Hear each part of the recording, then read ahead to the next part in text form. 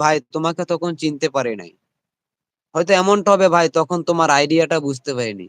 হয়তো এমনটা হবে ভাই আপনি আমার সাথে একটু ভুল করেছেন বিধায় আপনার সাথে আমি অভিমান করেছি, তাই দূরত্ব বজায় রাখছি। হয়তো এমনটা হবে ভাই আপনার সাথে রাগ করে আমার চ্যানেলটা ডিলিট করে দিয়েছি মনির ভাই। হয়তো এমনটা হবে ভাই আপনার সাথে রাগ করে আমার চ্যানেলটা হাইড করে রেখেছি।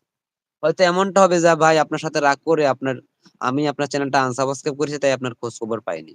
আজকে আপনার এই গ্রুপের বিষয়টা দেখে আমি আবার আপনার সাথে নতুন করে কন্টাক্ট করলাম। হয়তো এমনটা হবে তারা আমার সাথে কথা বলবে না, তারা শুধু আপনাদের সাথে কথা বলবে। হয়তো এমনটা হবে তারা আমার সাথে কথা বলার মতন ওই মুখটা থাকবে না। কেননা আমি আজকের পাপী না তো, আমি পুরাতন পাপী। কেননা আমি আজকের মনির মনির ভাই না তো, আমি সেই পুরাতন মনির ভাই, 2019 সাল থেকে শুরু করে 20 সাল থেকে স্টার্ট। বিশেষ করে আমি সবচেয়ে বেশি রেসপেক্ট করি, শ্রদ্ধা করি, আমার হৃদয়ে পোষণ করি সিলেটি কন্টেন্ট ক্রিয়েটর ইউটিউবারদেরকে। কারণ তাদের মতন মানুষদের জন্য আজকে আমি ইউটিউবে আসতে পারছি। আমি স্মরণ করি এমকে জামান ভাইকে। ভালো হোক আর মন্দ হোক, আমার সাথে খারাপ করেছে ভালো করেছে, সবার কথা আমি শেয়ার করি। আমি স্মরণ করি কাজী মোহিত ভাইকে, জকিগঞ্জের।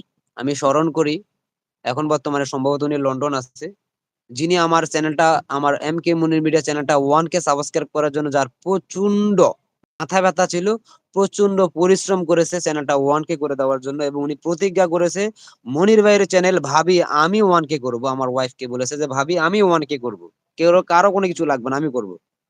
উনি কত শত সাবস্ক্রাইব দিয়ে করেছে আমি নিজেও জানি না। আমার সাবস্ক্রাইব এতটা পরিমাণ কাটছো যখন 950 হয়েছে, মনে হয় 500 সাবস্ক্রাইব কাটতো আমার। দৈনিক সাবস্ক্রাইব কাটতো আর উনি পূরণ করতো। আমি স্মরণ করি আমার একজন প্রিয় বড় বোন ছিল, ইউকে ব্লগার ইউটিউব চ্যানেল থেকে আয়শা আপুকে। আমি স্মরণ করি ইউটিউবের, আমরা বলতাম সবাই, বড়রা বলতো ইউটিউবের নাকি কম্পিউটার, দুবাই ব্লগার জীবন ভাইকে, যার বাড়ি ঢাকা, ঢাকা নাকি কুমিল্লাতে পড়ে জানি না, ব্রাহ্মণবাড়ি। দুর্দান্ত একজন ইউটিউবার। আমি জানি না উনি ইউটিউবে ফিরবে কিনা, কারণ আমার সাথে গত 1 বছর আগে কথা হয়েছে উনি ইউটিউবার আবার কাম ব্যাক দিবে। উনি এমন একজন মানুষ ছিল যে চোখ বন্ধ করে ইউটিউবের টোটাল টোটাল 14 গোষ্ঠী সহকারে বলে দিত। আমি স্মরণ করি জামান ভাইকে, আমি স্মরণ করি আমার প্রাণ প্রিয় দুলাভাইকে, ফরমান দুলাভাইকে, রুমানা আপুকে আমি স্মরণ করি। আমার আমার যে নামটা দিয়েছেন, রঙ্গিলা বাংলাদেশি কুকিং ব্লগ ইউটিউব চ্যানেলের সত্ত্বাধিকার মালিক আমার প্রিয় বড় বোন রঙ্গিলা আপুর কথা, যিনি আমাকে নিজের আপন ভাইয়ের মতো স্নেহ করে, যার স্নেহের দ্বারাই আজকে আপনাদের স্নেহ পাচ্ছি, বড় ভাই হিসাবে সম্মান পাচ্ছি, ভালোবাসা পাচ্ছি। না হয় আজকে আমার অস্তিত্ব থাকতো না, আমি ইউটিউব থেকে চলে গেছিলাম,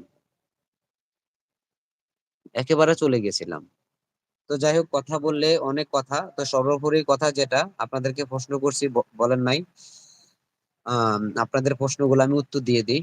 আবারও বলি, আমরা ইউটিউবার, আমাদের পরিচয়, আমাদের কন্টেন্ট, প্রতি সপ্তাহে একটা করে লং ভিডিও আপলোড দিতে দেওয়ার চেষ্টা করবেন, একে টাইম বাংলাদেশ টাইম, একে টাইম সন্ধ্যা 6টা থেকে রাতের 9টার ভিতরে।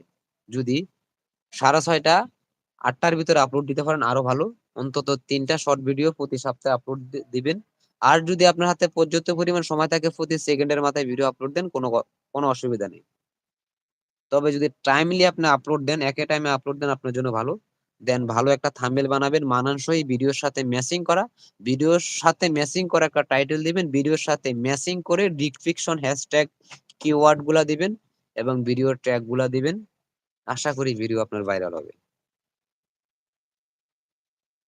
সাবস্ক্রাইব বেশি বাড়ানোর জন্য শর্টস ভিডিও বেশি বেশি আপলোড দিবেন,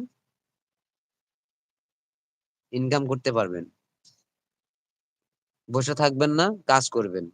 বাংলা একটা প্রবাদ আছে, মনু মুই যত ল্যাংড়া হইছি আর ঘন্টা তুমি কেয়ার লাগি। আপনি যত কন্টেন্ট ক্রিয়েটর হয়েছেন, আপনার পরিচয় আপনার কন্টেন্ট।